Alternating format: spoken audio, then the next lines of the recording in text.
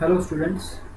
आज की इस ट्यूटोरियल वीडियो में हम अपना इकोनॉमिक्स का चैप्टर 7 शुरू करेंगे। चैप्टर 7 है क्या?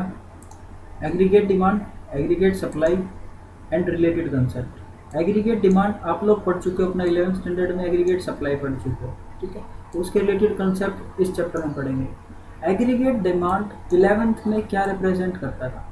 ये रिप्रेजेंट करता था अपना किसी भी कंज्यूमर की इनकम जैसे जैसे बढ़ती है तो उसका डिमांड पे क्या इफेक्ट होता है, ठीक है। किसी भी पर्टिकुलर गुड की डिमांड पे, ठीक है। वहाँ पे यूनिटरी में लेके चलते थे हम, मतलब कि हम एक प्रोडक्ट को लेके चलते थे और एक इंडिविजुअल को लेके चलते थे, उसी की डिमांड को देखा जाता है, ठीक है। बट यहाँ पे एग्रीगेट डिमांड और एग्रीगेट सप्लाई का मतलब क्या है?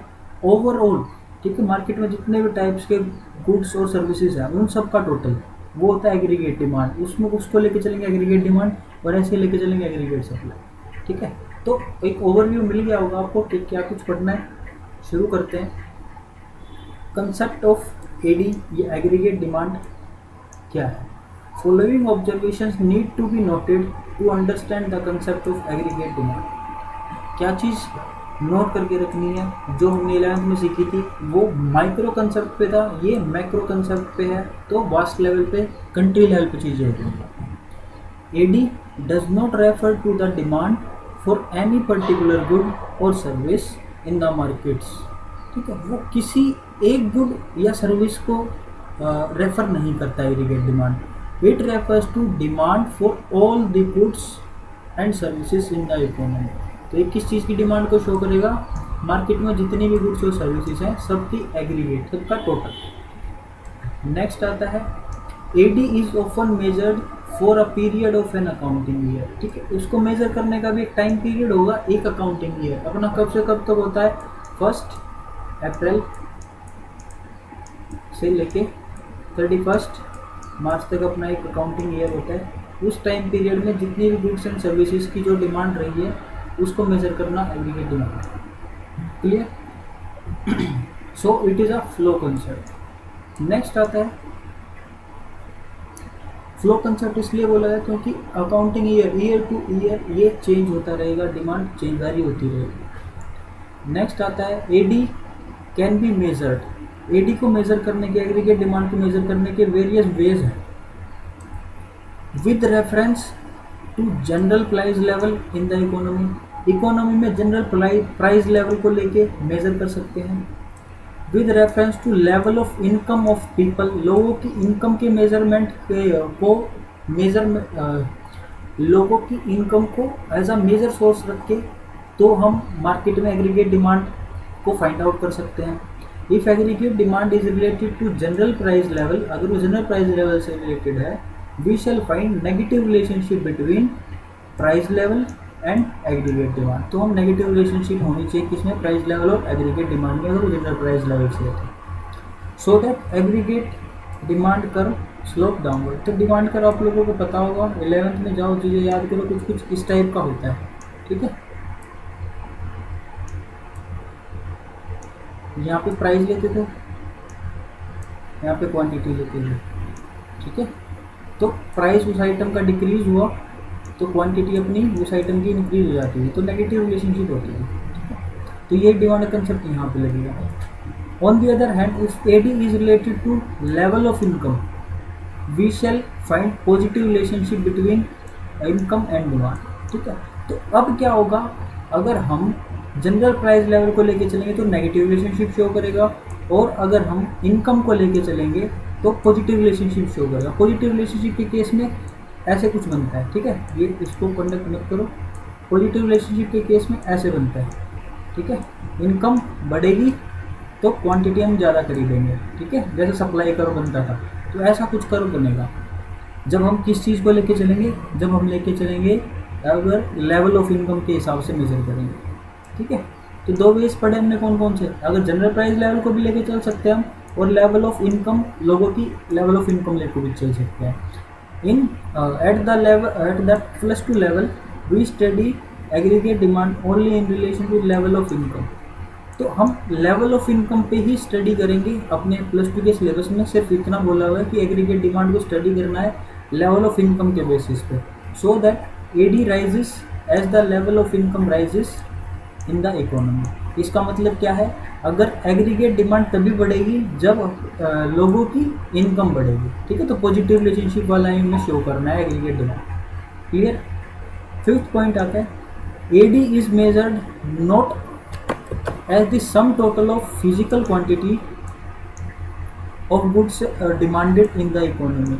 एडी को, एग्रीगेट डिमांड को मेज़र करने का तरीका वो नहीं है कि हम फिजिकली गुड्स की क्वांटिटी को चेक करें और मेज़र करें कि कितनी गुड की डिमांड हुई है, कितना कुछ हुई है। इनफैक्ट हम क्या करेंगे, हम जितना भी स्पेंड करते हैं, एक्सपेंडिचर करते हैं, it is not possible to do so.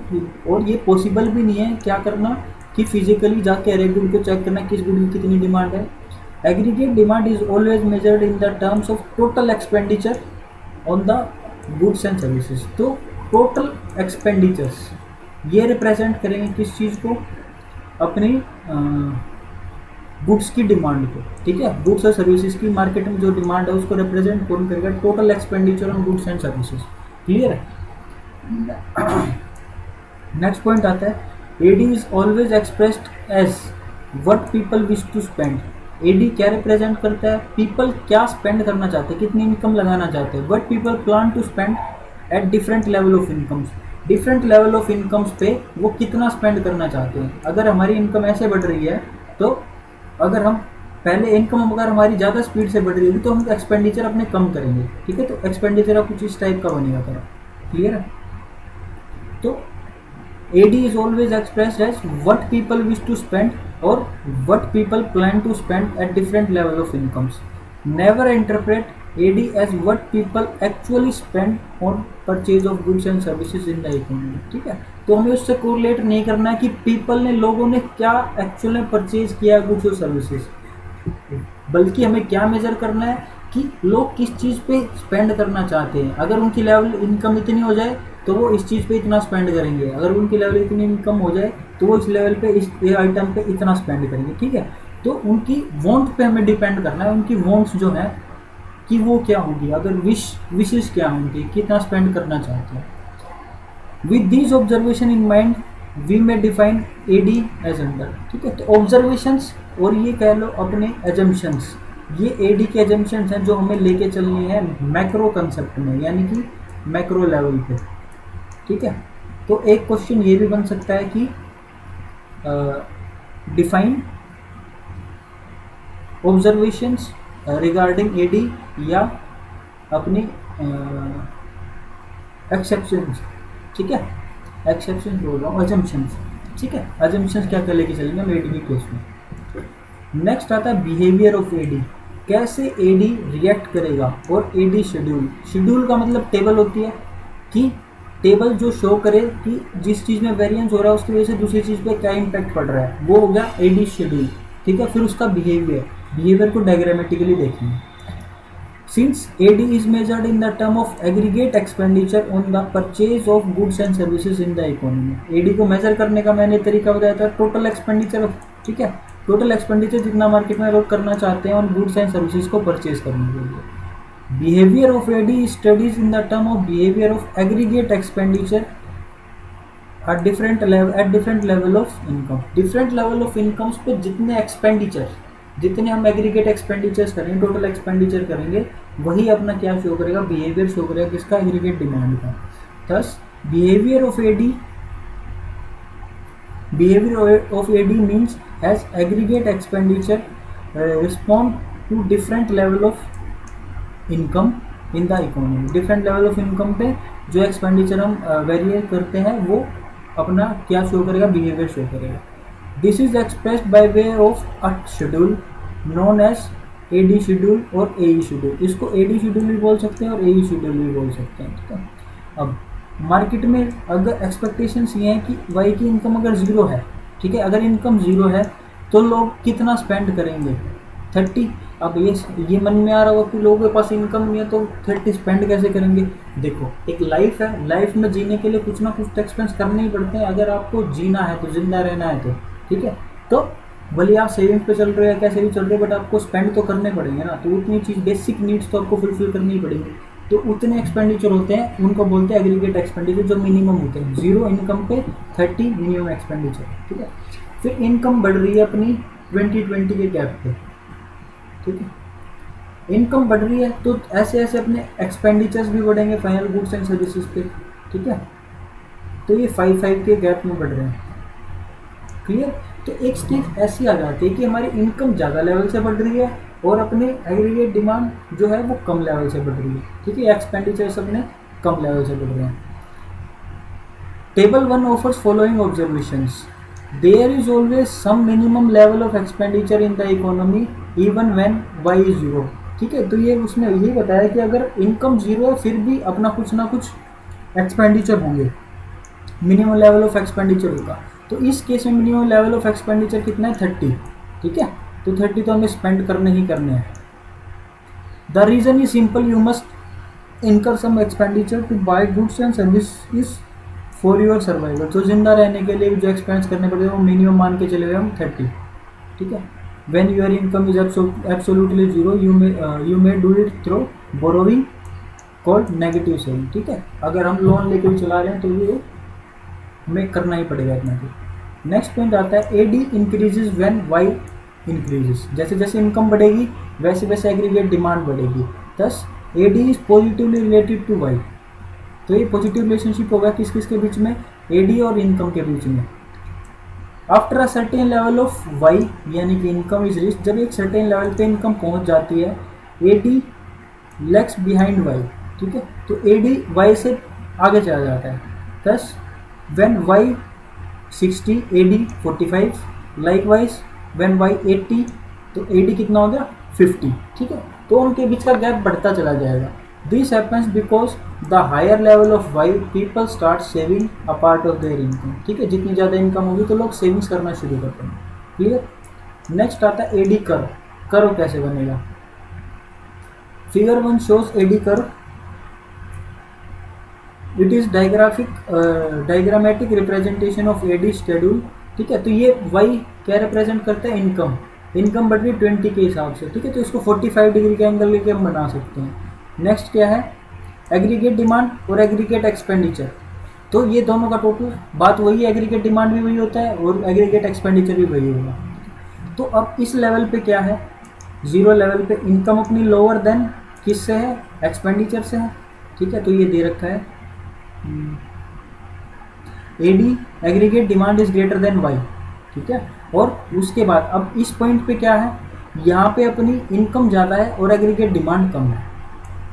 और ये पॉइंट है ब्रेक इवन, जहाँ पे अपनी demand equals to aggregate demand equals to अपनी इनकम है, क्लियर, समझ आ गया होगा।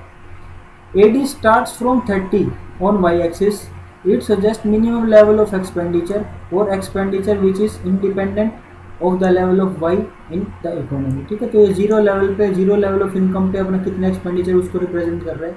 ई is the point where AD is equal to Y, ठीक है। तो एग्रीगेट डिमांड अपनी इनकम इक्वल टू इनकम होगी, वहाँ पे क्या होगा, ई पॉइंट यानी पॉइंट ऑफ इक्विलिब्रियम माना गया है।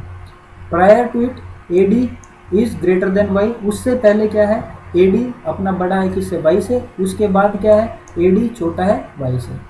This is because higher level of income people tend to save a part of their income. जितनी ज़्यादा इनकम होगी उसके बाद लोग सेव करना शुरू कर देंगे फ्यूचर के लिए। Generally AD increases as Y increases, जैसे जैसे वाई बढ़ेगा वैसे वैसे एडी बढ़ना चाहिए, ये शेड्यूल होता है। AD schedule is a table showing AD corresponding to different level of income in the economy. AD is positive related to Y, positive relationship होती है। However, there is always some minimum level of AD even when Y is 0, ठीक है। तो अगर income 0 है तो उस level पे भी कुछ ना कुछ मिनिमम लेवल ऑफ AD होना चाहिए या टोटल एक्सपेंडिचर होना चाहिए। AD curve, it is a diagrammatically presentation of AD schedule showing AD corresponding to different level of Y in the economy. It tends to slope upward, upward sloping होता है। तो इस slope को बोलते हैं upward और इस स्लोप को बोलते हैं डाउनवर्ड। ये आप लोगों को 11th में भी सिखाया था, ठीक है। Showing positive relationship between AD and Y, clear है। तो आज की क्लास में इतना रखते हैं, कंपोनेंट्स पढ़ेंगे अपनी नेक्स्ट क्लास में।